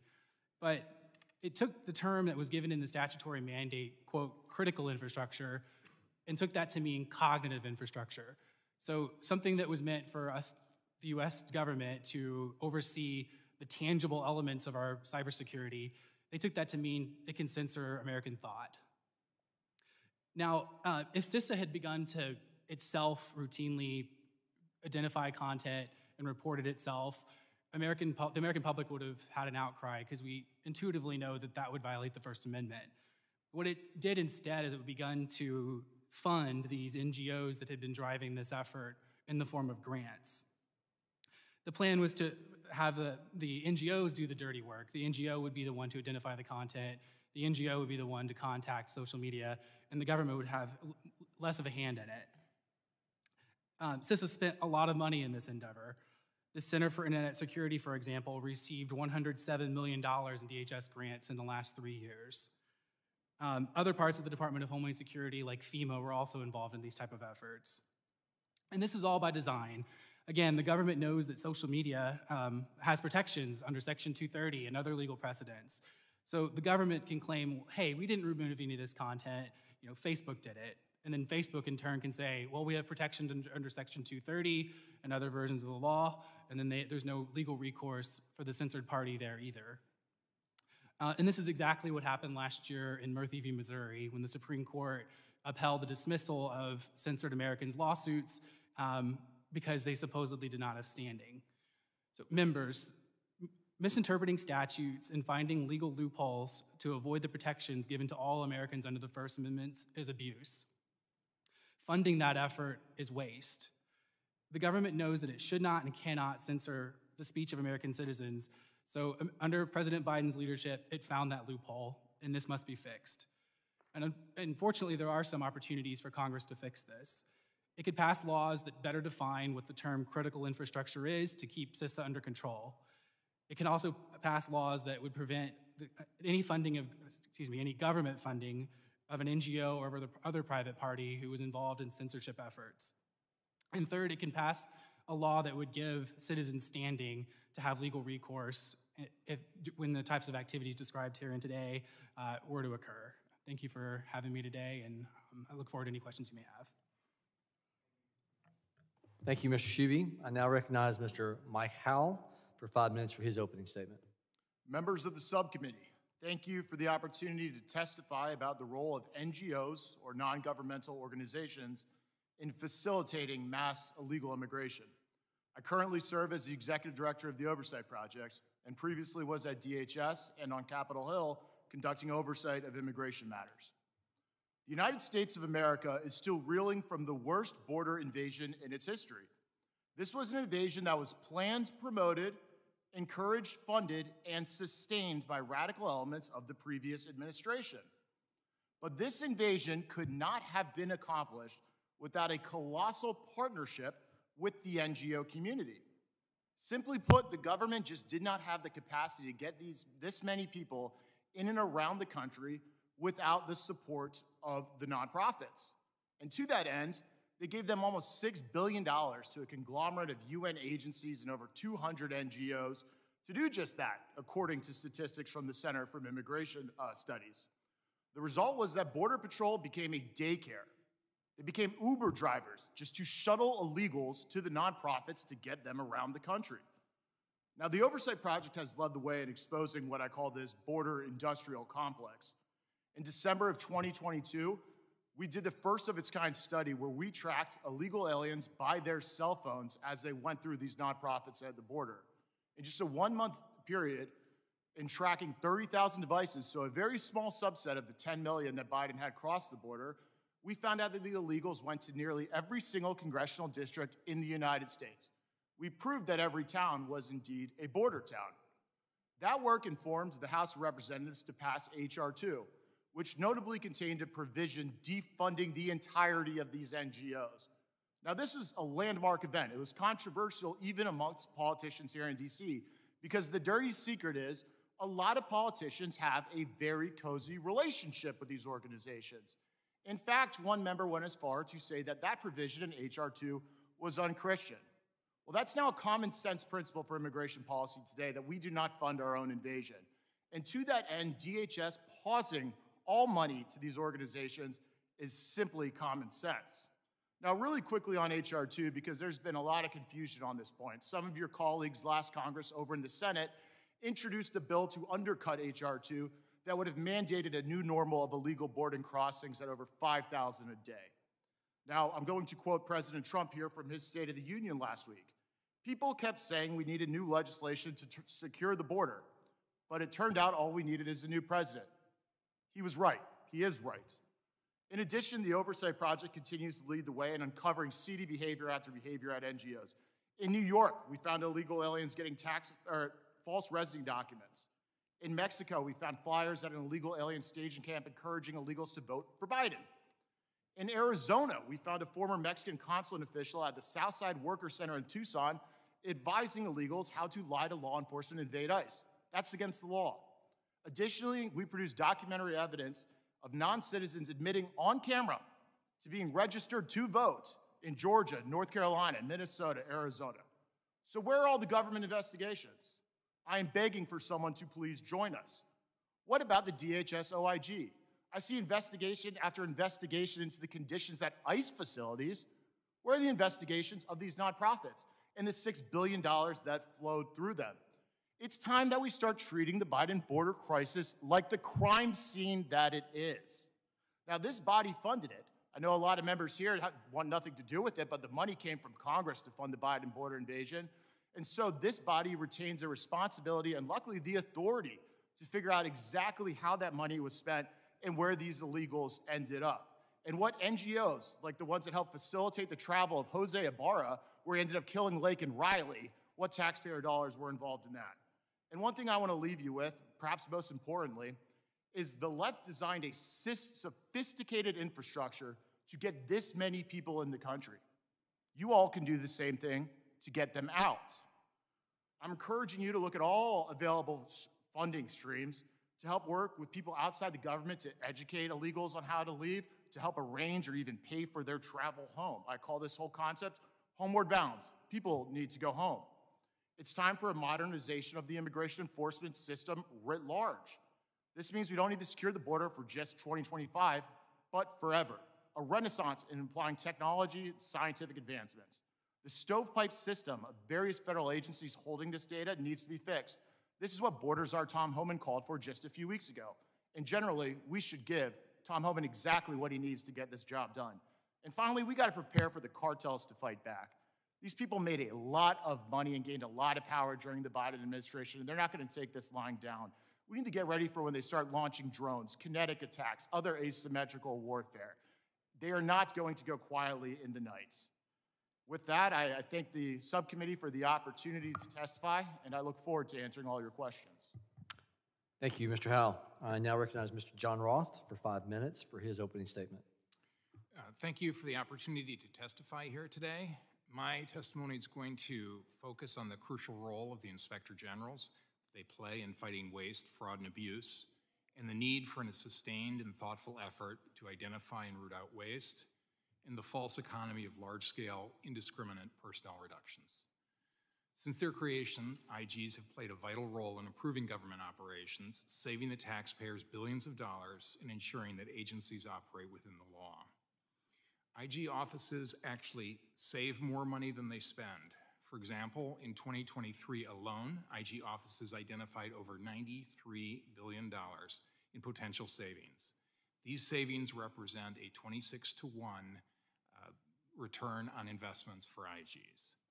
This is possible because IGs and their staff have the training and experience in audits, inspections, and investigations, are bound by their professional standards to be independent of the programs and operations they review, to make conclusions and recommendations only when well-founded and supported by the evidence, and to approach their job with the professional skepticism inherent in an auditor. They ask the difficult questions, they challenge their organizations to be better, to be more efficient, to ensure rigor in government operations, and look to eliminate waste, but they are often the bearers of bad news. Recent events have called into question the independence of these IGs. The unprecedented removal of multiple IGs has sent a chilling message to the oversight community. Produce findings that are uncomfortable or politically sensitive, and you risk losing your job. This undermines the entire system of government accountability. These actions create an implicit pressure to avoid the kinds of work necessary for effective government and can lead to self-censorship. Even worse, it destroys the public and congressional confidence in the integrity, the accuracy, and the independence of findings that the IG does make. I applaud the administration's interest in combating waste, fraud, and abuse in government. My career was dedicated to exactly that proposition. but I believe that the administration has missed the mark in relying on the Department of Government Efficiency to identify and root out waste, rather than the mechanism that already exists, the Inspector General community. IG offices are well positioned to understand the specific operational challenges and risks within their agency. If the intent is to cut with a scalpel rather than a hatchet, the deep knowledge of the institution involved is necessary. Moreover, IGs are accountable both to Congress, this body, as well as the general public. IGs are required to submit written reports to Congress detailing their findings and recommendations, which are published, ensuring transparency and accountability. IG staff meets with congressional staff to discuss reports and recommendations. They also initiate reviews based on recommendations from this committee and other committees of government operations. IGs testify before Congress, as we saw today, to explain their findings and answer Congress's questions. And congressional appropriators routinely cite IG reports in their own reports, directing agencies to fix problems that the IGs have uncovered. Because an IG's findings and recommendations are credible specifically because they are the result of a rigorous, professional, and transparent process. No ad hoc process, no matter how well-intentioned, will garner the same level of credibility and trust. With regard to the reductions in federal workforce that's currently going on, intuitively it makes sense that reducing the federal workforce may save money, but in reality, I think the actions will be unlikely to do so. Any reductions in force should be part of a well-thought-out management plan that aligns agency resources and priorities and mission requirements with the workforce necessary to carry them out. To do so otherwise will drain the agency of specific skills necessary to ensure that the agency performs its mission. Moreover, creating a climate of fear and uncertainty in the government workforce simply drives out high-quality employees, those with the necessary skills and the record performance, out of the federal government. Finally, any reduction in force must comply with the laws that Congress has enacted and be decided by those without conflict of interest and avoid prohibited personnel practices. Failure to do so results in wasteful and time-consuming litigation, allegations of improper motive, and loss of agency focus in dealing with the fallout from such actions. This concludes my testimony. I'm happy to answer any questions the committee may have. Thank you very much, Mr. Roth. Mr. Block, you are now recognized to make your opening statement. Mr. Chairman, Mr. Ranking Member, and members of the subcommittee, thank you for inviting me to testify today on the Biden administration's waste, fraud, and abuse at the Department of Homeland Security. We at America First Legal have spent the last 4 years educating the American public on this topic, and I'm honored to share some of our findings and results with you. The Biden administration's cavalier attitude towards the law was on full display in the way that it approached immigration policy, where, at the direction of President Biden and Secretary Mayorkas, DHS failed to faithfully execute the laws and even actively created barriers to law enforcement. Among the administration's many abuses, none is worse, in my view, than its abuse of the parole authority. Congress empowered the executive branch to use its discretion on a case-by-case basis in compelling exigent circumstances to temporarily admit otherwise inadmissible aliens when doing so is necessary for an urgent humanitarian reason or a significant public benefit. Yet from this limited, qualified, and individualized authority of last resort, the Biden administration created whole programs completely disregarding all of the constraints imposed by Congress and using it as a primary authority to indiscriminately admit millions of people. One of these programs was the CBP-1 app. Now, when you or I arrive at a border or a port of entry, we have to show our documents, whether it's a passport, a driver's license, a visa, or some other document showing that we are entitled to enter the country. But with the CBP-1 app, the last administration said forget all of that, and illegal aliens, lacking any basis or authority under the law to enter the country, were allowed to make an appointment, show up at a port of entry, and walk in the front door. It wasn't even catch and release, as Ms. Taylor Greene said. It was literally show up and walk in.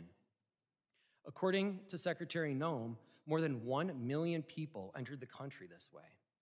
AFL applauds DHS's announcement yesterday that going forward, they're going to repurpose this app for their removal efforts. Other parole programs, which I touch on in my more detail in my written testimony, are the CHNV, a program so rife with fraud that the administration actually paused it of its own volition for nearly a month, and the parole in place.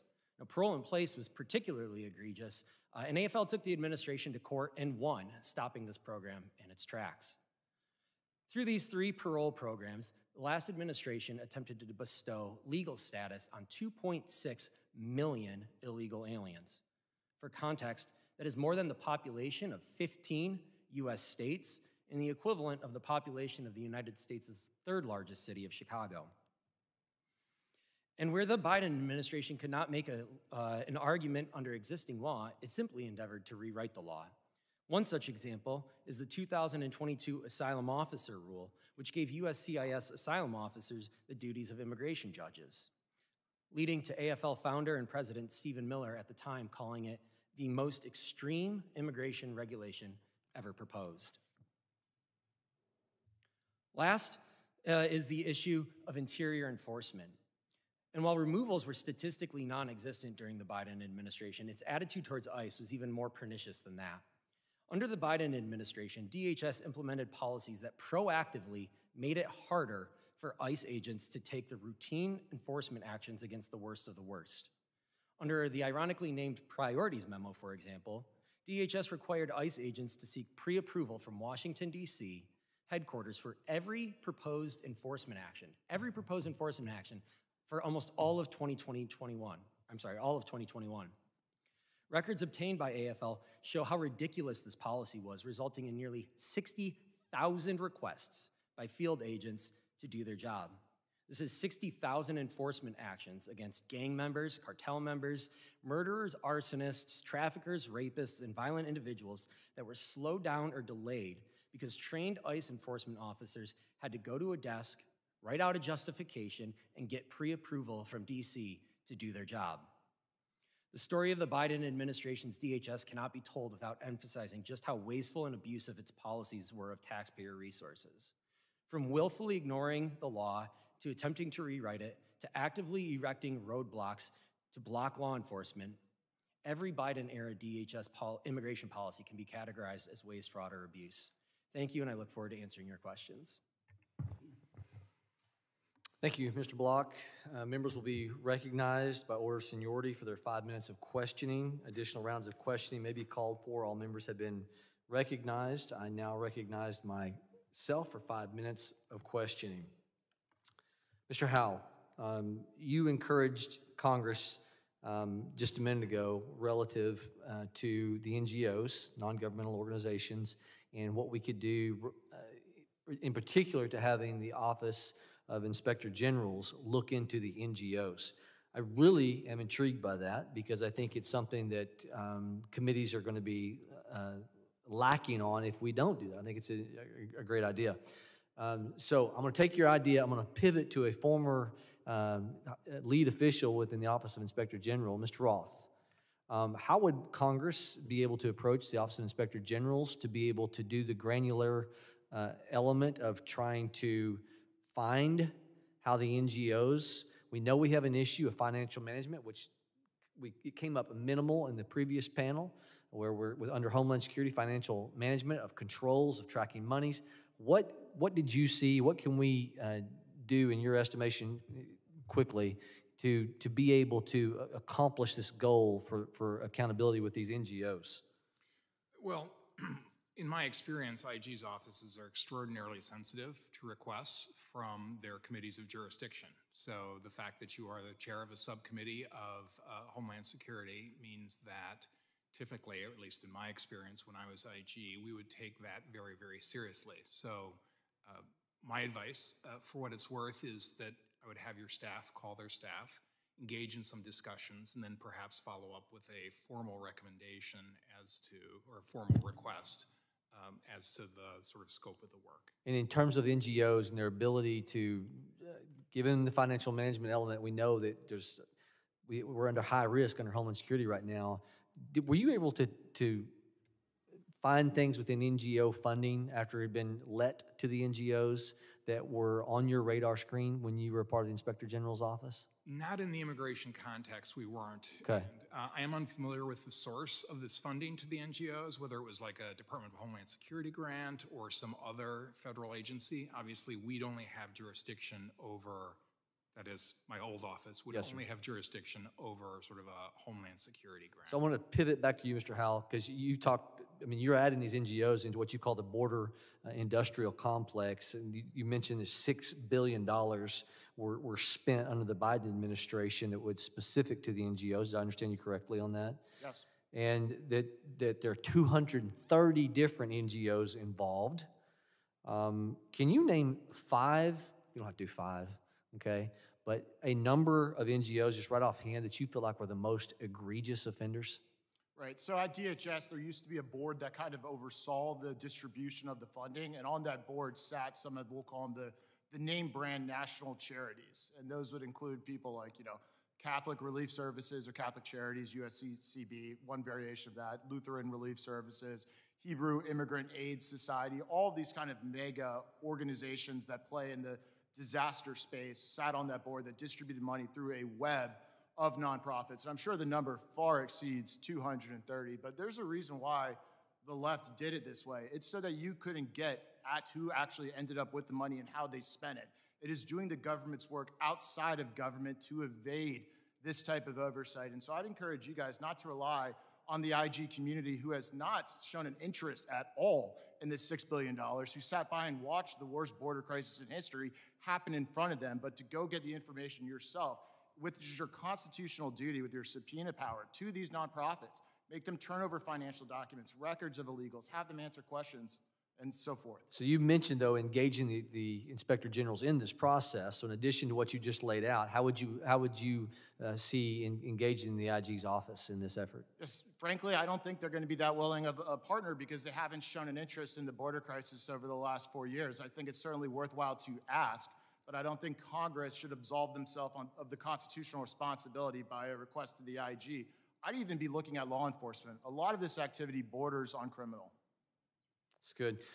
It came up, Mr. Shuby, a minute ago. You got 30 seconds between you and I about NGOs, non-governmental organizations, and how they were the ones that, under the ability of what was supposed to be a network of information protection, stop our electric grid from being taken down, they were farming out internet policing to these NGOs. You got 15 seconds. What would you want to say in terms of what we can do to get to the bottom of that in the process? I didn't mention this in my remarks, but I think the same suggestion. I think the IG community or DOJ could look into which NGOs were benefiting from this financially and what they were doing with that money. Thank you all very much. With that, we'll open it up to Mr. Thanadar for his 5 minutes of questioning. Thank you, Chairman, and thank you to all of our witnesses here for your testimony. Mr. Roth, I thank you for your service. Earlier today, we heard from the GAO and the DHS Office of IG about their work rooting out waste, fraud, and abuse. These offices were created by Congress and have legal authority to audit the federal government, as you know. The Trump-Musk administration and House Republicans claim they want to eliminate waste, fraud, and abuse. So does it make sense to you, Mr. Roth, that one of the first things the new administration did was fire almost every inspector general? Firing the inspector generals was a disempowering act. It sent the very clear message that if you have a politically sensitive audit or investigation or review, bad news is not welcome in this administration. And what it has done is sent a chilling effect throughout the oversight community, and that's including the Inspector General's office, but also the Office of Special Counsel, Office of Government Ethics, that they are unwelcome and that oversight is not apparently welcome. Thank you. Mr. Roth, how does Elon Musk's DOJ differ from the statutory watchdogs Congress created who have a long history of rooting out waste, fraud, and abuse? So one of the primary ways that it's different is the decentralized nature of the OIGs. So each OIG is harbored within a specific department. So for example, for me, it was the Department of Homeland Security. Someone else, it would be NASA. What that gives you is the opportunity to get deep knowledge as to the functions and missions of each agency, sort of the pluses and the minuses, so that you can then go and direct audits, investigation, and inspections. The other thing that the IG's office brings that DOJ can't bring is the kind of rigor that professional auditing does. And you saw a demonstration of that today in the first panel with the IG's office, who is very well informed, had written reports that were vetted and according to accounting and auditing standards. You don't have any of that with an ad hoc group that isn't bound by the same kind of professional auditing standards. Mr. Roth, you were the Inspector General for DHS for a number of years, and you worked closely with other statutory watchdogs created by Congress to protect the American taxpayer, offices like GAO and the offices of Special Counsel. Based on your experience, why is independence such a critical feature for the Office of Inspector General? And how does that differ from the people at DOJ? So there's two answers to that question. One is sort of the ability to gain information from the agency in which you are sort of doing oversight on. So if you were perceived of as independent and neutral, you're more willing to get whistleblowers to come in and talk about, and this is really the lifeblood of any oversight, is to be able to get people to trust you and talk about sort of what it is that they see. And during my tenure at DHS, we had a number of whistleblowers in different places because I was perceived as being on nobody's side. I wasn't part of the administration, I wasn't part of the non-administration. Likewise, the Office of Special Counsel has special programs in place to protect whistleblowers. So that's one aspect of it, is that people trust you and they'll come to you so you can root out problems. The second aspect, of course, is just credibility. So when the IG or the Office of Special Counsel writes a report, the fact that they don't have a dog in this fight, the fact that they aren't part of the management, that they're not encumbered by any financial conflicts of interest or other kind of political conflicts of interest, makes those reports more credible than otherwise would be. Thank you for that. And it is, disturbing because we don't see the same level of competence. Again, do you see the same level of competence or the independence in the 19-year-olds and the 20-year-olds that are hired? Or if you look at their social media profile, you see all kinds of racism and other horrible background. Again, are these people qualified to do the job that they've been assigned to? Again, the process that the Inspector General's offices have is that you have to have professional auditors who are trained and skilled in the kinds of things that auditors do. They are reviewed, they are supervised, any report goes through vetting, etc. All right, my time is up, so I yield back, Chair. The gentleman yields. I now recognize the representative from Illinois, Ms. Ramirez, for her 5 minutes. Thank you, Chairman. And I'm really grateful for the opportunity to also stay for the second panel. At our first Homeland Security Full Committee hearing a couple of weeks ago, I brought this graphic with me. And as you read here, Elon Musk,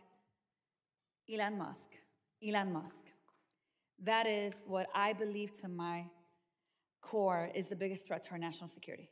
This is the Committee on Homeland. And since then, I've asked the members of this committee, who is supposed to do everything in their power to protect the homeland, to really take seriously the threat that Trump, Musk, and his army of unaccountable tech bros represent every day. So you can imagine my disappointment, not really, to see that instead, the Republicans on the subcommittee have decided to throw their Lord and Savior a parade in the form of a hearing.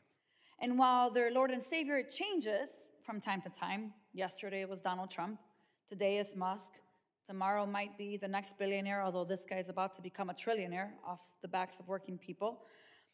It's something that's very clear for me is that Republicans have willingly given away their power to conduct oversight over our agencies and the dangers that these unelected billionaires have on our security.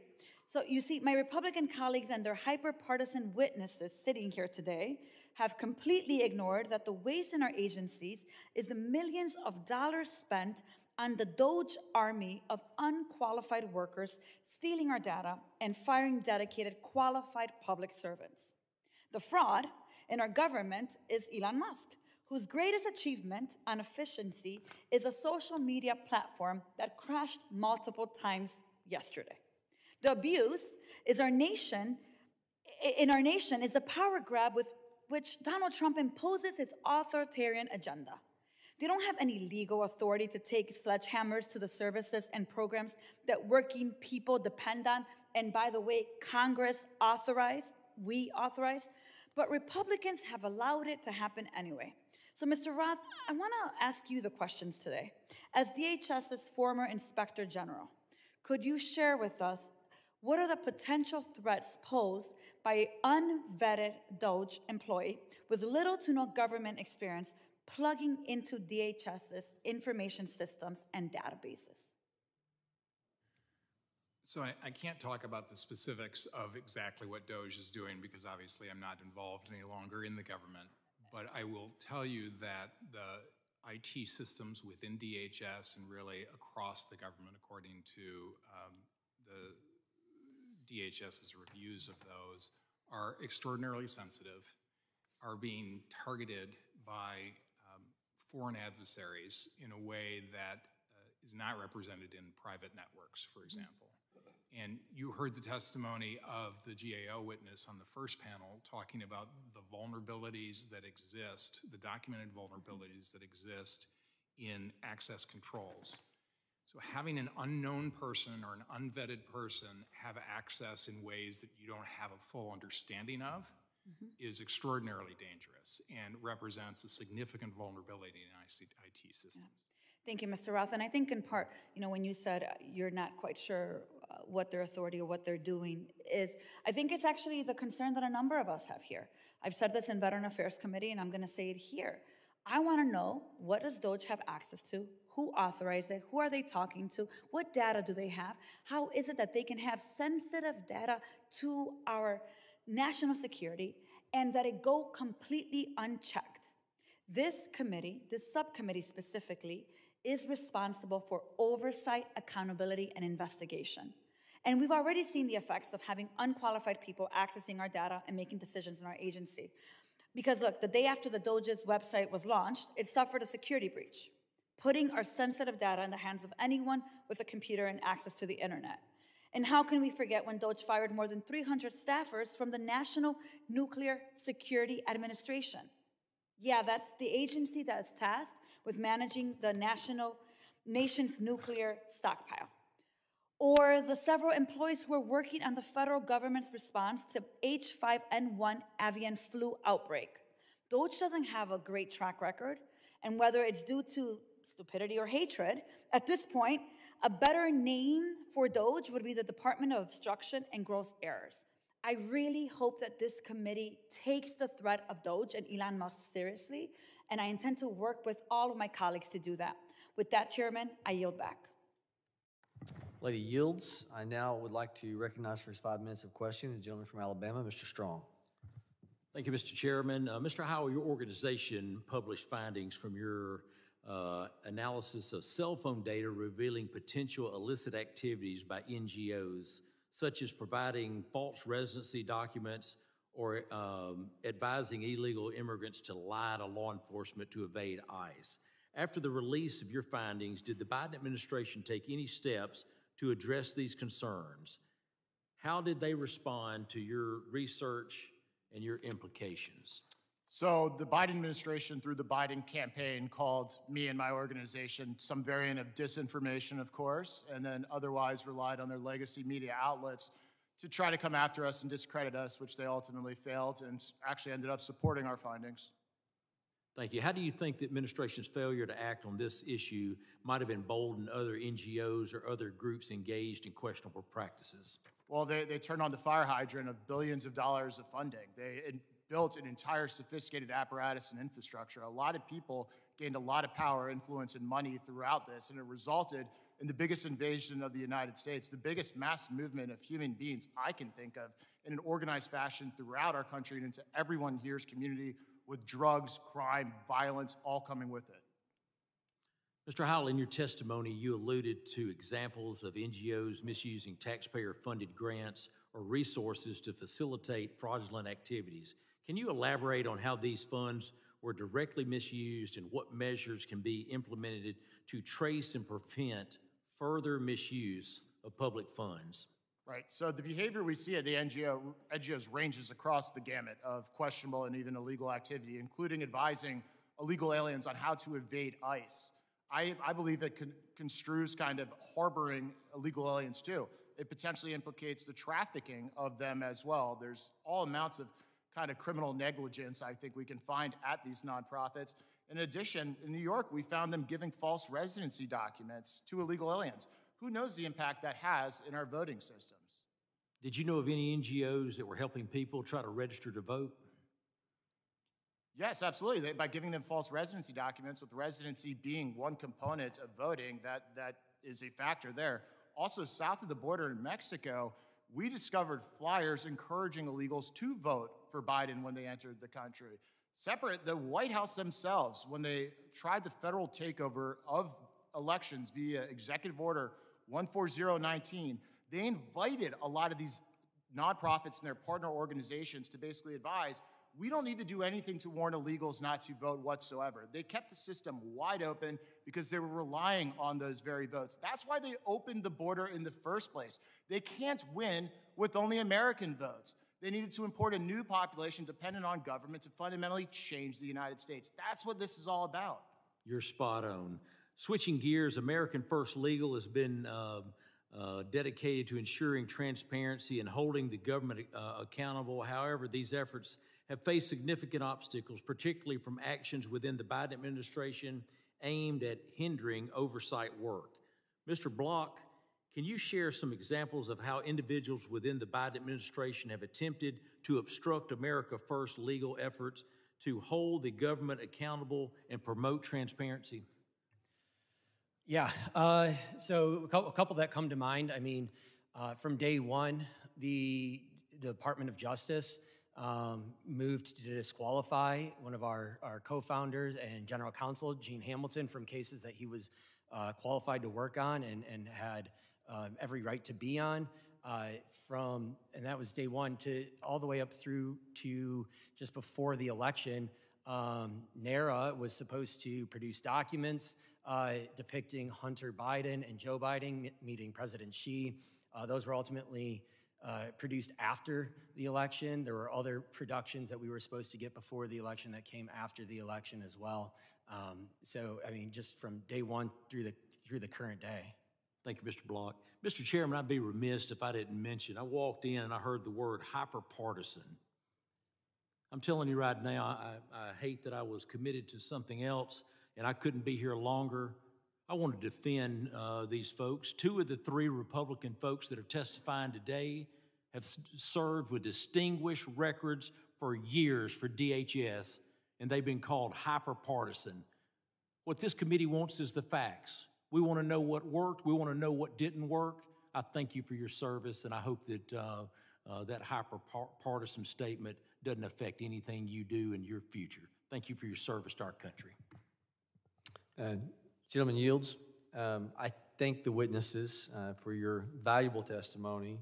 The members of the subcommittee may have some additional questions for the witnesses. We ask the witnesses to respond to these in writing pursuant to Committee Rule 7E. The hearing record will be open for 10 days. I do want to just make a general statement relative to the actions of the administration, whether it was the digital services renamed DOGE. What we know is Article 2 of the Constitution does invest all executive authority under the president, and the authority of the president in duly elected to be able to execute on the day-to-day operations is his prerogative. Additionally, I want to move to enter this letter from the Vice President of the Associated Builders and Contractors, a National Construction Industry Trade Association representing more than 23,000 members, requesting members of the committee reduce wasteful spending in infrastructure contracting by removing the Biden-Harris administration's project labor agreement that discouraged fair contract completion without objection. So ordered. With that, thank you to the witnesses for your testimony, to the members for your time, and now this committee stands adjourned.